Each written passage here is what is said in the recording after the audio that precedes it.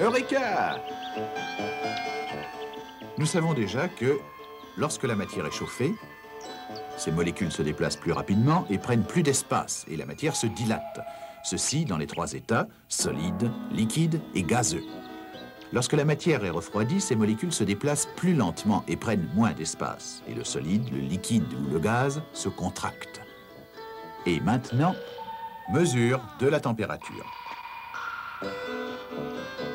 Peux-tu dire si une chose est chaude ou froide?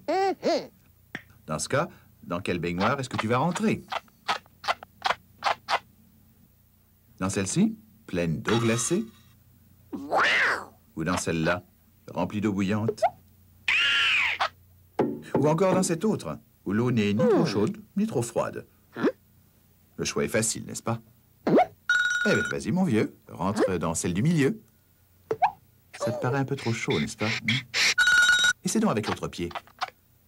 Oh, là maintenant, ça te paraît un peu trop froid. Eh bien, peut-être que ce n'est pas si facile que ça, après tout, de dire si quelque chose est chaud ou froid. C'est parce que le corps humain peut seulement percevoir les différences.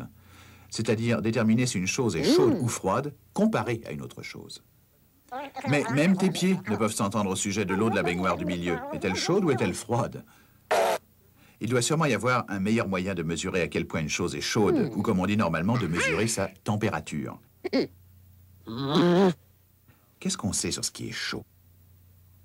Eh bien, lorsque la température d'une chose augmente, ces molécules se déplacent plus vite. Les molécules dans l'eau bouillante se déplacent trop rapidement pour que l'on y soit à l'aise. Tandis que les molécules dans l'eau glacée se déplacent trop lentement pour que l'on y soit à l'aise.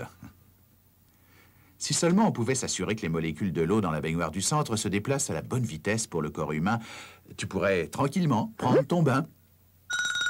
Mais comment pouvons-nous mesurer leur vitesse? Les molécules sont si minuscules que nous ne pouvons même pas les apercevoir. Encore moins chronométrer leur vitesse. Attends une minute. Nous connaissons quelque chose d'autre sur tout ce qui a été chauffé.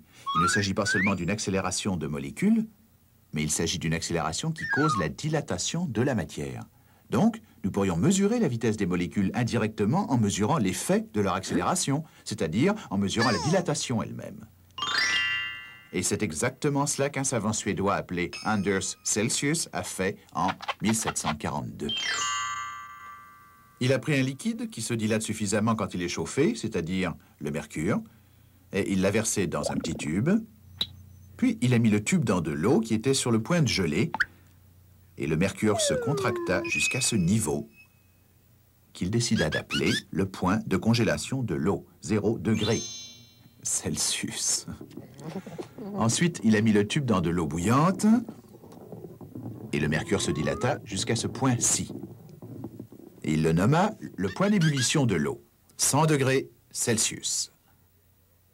Il disposait alors d'un moyen de mesurer les vitesses relatives des molécules, en d'autres mots, la température relative des choses. La température d'une pièce où l'on est à l'aise est de 20 degrés.